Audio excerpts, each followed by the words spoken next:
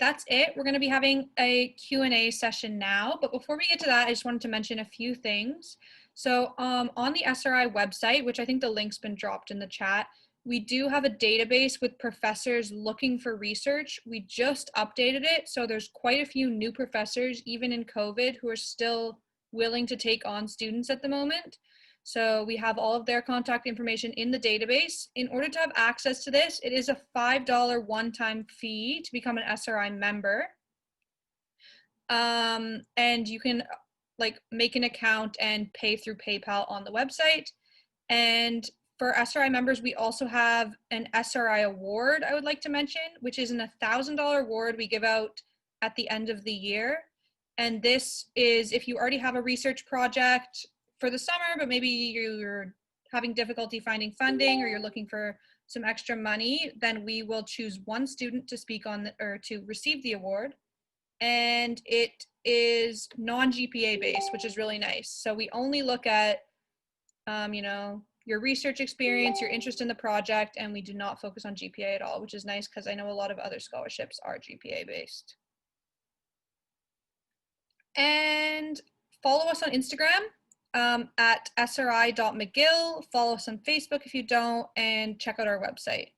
And I think that's everything. We can now do the Q&A session. So if you want to just drop questions in the chat, and then I'll pick them out and we can answer them.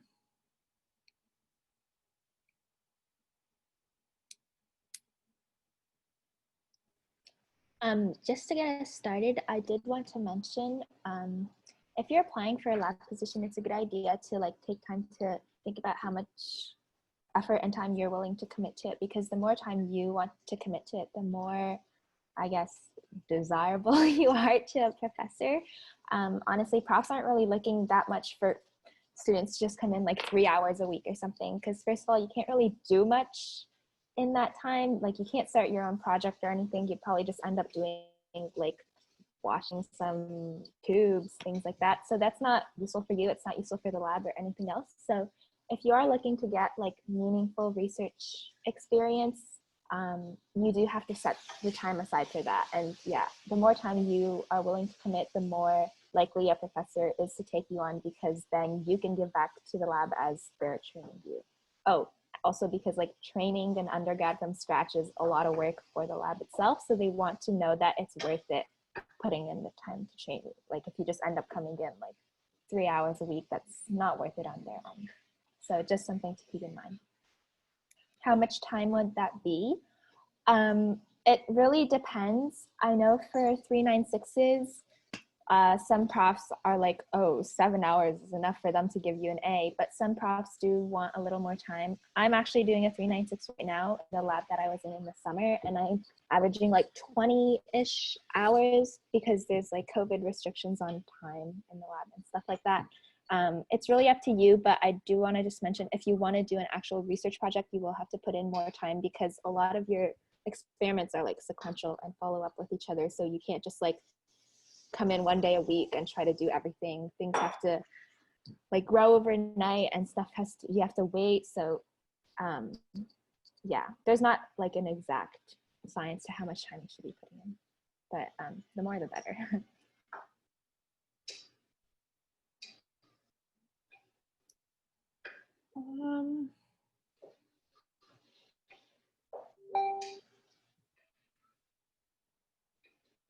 So I'm just reading the question in the chat. I am a U0 student, so I'm aware that I have a disadvantage when applying for lab positions. However, I have about a year of lab experience, with 7 of those months being research. I was wondering about the possibility of profs making exceptions for U0 students with experience. So I actually got into a lab in U0 and I had no experience whatsoever. So I think it really depends on how you market yourself. And a lot of the skills that you learn in the lab, you're gonna have to relearn anyway, because every lab does things differently. In addition, when professors look for students, they don't want someone to come in and just assert themselves as, I do my PCR like this, I do my Western blot like this, and they don't really listen to instructions or go along with how the lab usually does things, because that's really important. So I think if you can show skills like time management, problem solving, those are great ways to get involved in research. And it's really just about how you market your skills. For example, you can learn time management through having a job, or you can say you were enrolled in an IB program or an AP program, and that shows your ability to work under stressful conditions, your ability to prioritize. And those are all important things that professors do consider when they're looking for students for positions in their lab. So I honestly don't think that your U year is a limitation. I think it's really about you marketing and selling yourself on what you can bring to the lab and your qualities. Honestly, applying for Sorry. oh, sorry, you go ahead. Yeah, one more thing to add on to that. I got a research position in grade 12. So it's really not a age thing. Like it's all possible, because sometimes you just have to ask. Because I'm gonna be honest with you, what is the difference between like a grade 11 student and like a second year student in terms of like mental capabilities? Like I don't think there's that much of a difference. So it's really just, it's just how you phrase what you want to do and being willing to learn, right? As Connie has mentioned, and I think a lot of us have talked about, you're not going into the lab to run everything yourself. You're going into the lab to learn more about the lab, right? If they wanted somebody to run everything, they would hire a postdoc. So, you know, as long as you can show us a good ability to learn and you can show that you can handle the task they teach you, I don't see why you can start research. Yeah, I just wanted to say, honestly, applying for research positions is a lot based on luck. Like if the professor has room in their lab, or if they're willing to take on an undergrad student at that time. That's why it's a good idea to email, like give yourself a few options and email quite a few. Obviously, don't just email professors for the sake of getting into a lab. It's important that you try to get into labs that you're actually interested in, because if you will be spending time there, you don't want to be like bored of what you're doing or that kind of thing. That's not helpful for you or the lab itself. So, but definitely don't just try to apply to like one lab and put all your eggs in one basket that way. Because lots of time labs are just limited by like their resources at the moment. Mm-hmm. There is a question that says, can we apply for volunteer in lab in other faculties? Oh yeah, for sure. Even if you're taking a research course, you can also take that course in other faculties. For example, my lab currently is in the Faculty of Biochemistry, but I did a 396 in the Faculty of Human Genetics. So it just depends on what faculty your prof is in, and you can always work it out with the program director. Like all these things are very flexible. They're not like courses where there's like a prereq or there's like multiple layers of administration they have to go through. With research courses, the departments are actually very flexible. You can even do an honors in a different faculty. I know that some people were talking about it in the chat earlier, but you can always find a professor to co-supervise you. For example, I know someone in the Faculty of Anatomy and Cell Biology, but they're doing an honors in a biochemistry lab. They just found a Nat and Cell Bio prof to sign for them on the paperwork. So it's very flexible, and don't feel like you're limited by what major you're in. And I think that also answers the question that says, if I'm a biochemistry student looking for a volunteer lab position, can I look for a position in the chemistry department? Yes, it's very flexible. You can pretty much do research in any department you're interested in. Another question is, at what point do you mention your interest in an NSERC or SURA? So I think Jill kind of touched on that in the chat. I'm not sure if it's already answered in the chat for this question, but I can kind of touch on that. So it really depends on what year you're in, and also what your relationship with the prof is, but I would recommend it almost when you're interviewing. So typically when you interview, don't ask it as the very first question, obviously. Let them talk to you. Profs love to talk about their research, so let them go on, don't worry. They can go on for a long time. And so let them talk to you, let them ask the questions that they want. And then at the end, more near the end of that interaction, you can say, you know, I would like to apply to the NSERC, or I would like to apply to the SURA. Is this something that students have done previously, or is this something that you're willing to support me on?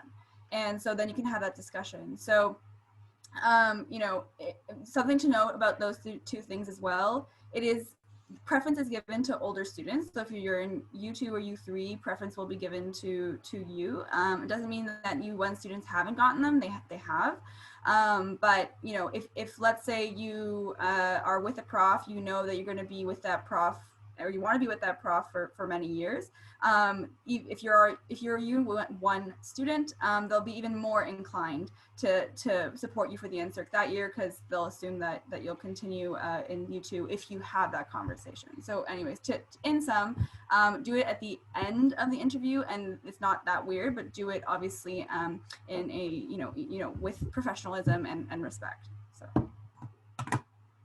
And also just to add, we will be answering all of these questions, whether that is through the live chat right now or by posting them on our Facebook page later. So if your question doesn't get answered right now, don't worry, it will be answered, and we will be posting the answers on our Facebook page. Yeah, there was another question that asked, do we just email profs? Basically, is that how positions are generally found? That's how I found my lab position. I think like it's cold emailing can be kind of scary sometimes, because it's like, oh, you've never met the prof in person and they can just ignore you. But also, as Victor mentioned, like approaching a prof after a lecture isn't always the best way to get a position, because probably a lot of people will be wanting to do that, and the prof has a lot of students. So I think emailing, also if you, sorry, I'm all over the place. If you email profs whose research you're interested in, that's better for you. You can show better interest in it, and you kind of have like more time. Like you have more space to talk about yourself, like present your CV, present your grades, everything. So yeah, emailing is a good option for getting positions for sure. Okay. Yeah, and regarding for attaching CV and transcript in your first email, you want to think about what they expect to see from those documents. If you have a transcript with no grades, then there's no point of showing that. And they could ask for it in later on chat or email, but you can tell them that you're a new student, you're willing to learn, and you're willing to take courses that are in terms of this research orientation, but you currently don't have any courses to show. And for your CV, try to tailor them towards research oriented, or if you have any project, if you involve in like science fair in your high school or in any research oriented programs, put that in. Maybe they find it interesting to talk to you more about it. And you're just trying to basically send them something to show that you're a real person, other than just the 2-3 paragraphs on your email. There's a question for Victor. How many of the returns you mentioned can actually be achieved when you start looking for research opportunities late in your degree, for example, in your U3 year?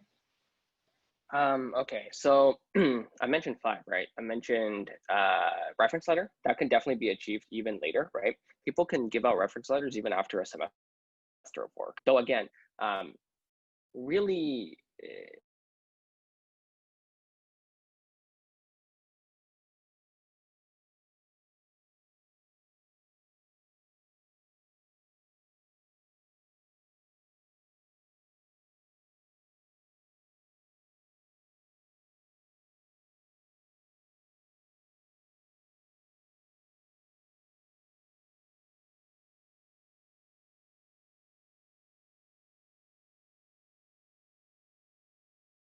improving your lab skills. Well, yes, of course, that you can help with by doing research whenever, right? Like there's no reason why your lab skills would not be improved if you just did in your last year. For scholarships, usually they happen over the summer. So unfortunately, if this is your last year, you might not be able to pick up one of them, but you can, depending on how you want to structure it, take the last summer before you start off in grad school or med school and use that on research. Though generally people like don't do that because it's like your last summer in a while. And then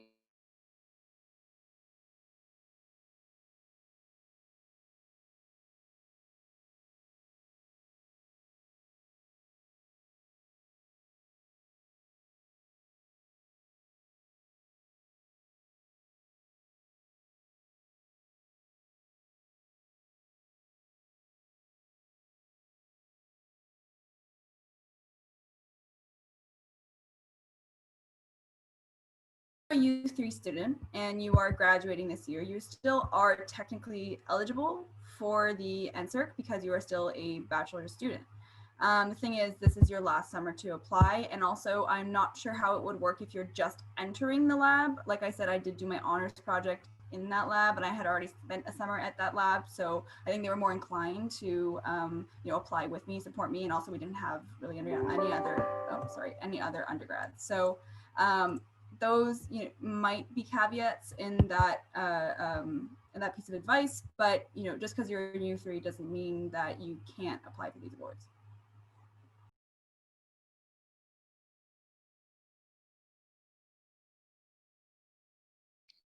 There's a question, how to get the reference letter. Just talk with the leading prof and ask if he/she can write a reference letter.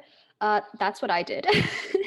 I wouldn't recommend asking anyone for a reference letter if you don't know that person well enough. But if you're working with a prof, if you're working on the project, I don't see why not. I don't see why you wouldn't be able to just ask them for a reference letter. I think it's very normal. Professors are used to it. So don't worry about that being the hard part. I'm pretty sure that once you're in a lab, they're like already ready to write you a reference letter. Yeah, it can be really stressful to ask, and it's like the scariest thing in the world, but then they're normally really chill and nice about it, so it's not that bad.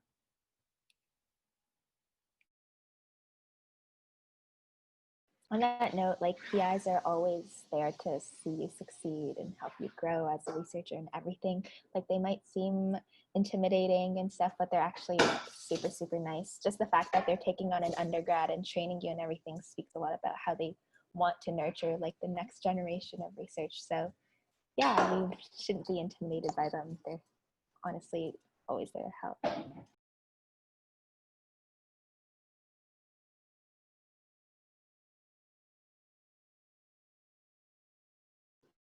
Okay, I think that's it for the questions for now. If you guys have any other ones, feel free to send them to our Facebook, or which is Student Research Initiative, or our Instagram at sri.mcgill, or you can always email us. Can someone drop our email in the chat? So yeah, if anyone else has anything to say, Megan?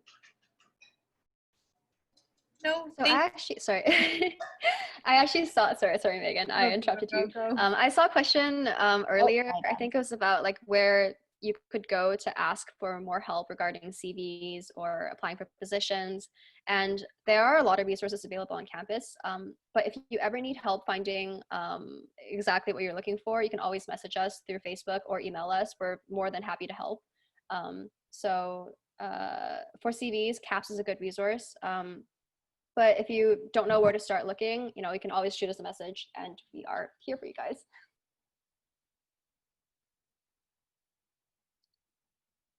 Yeah, thank you everyone so much for coming.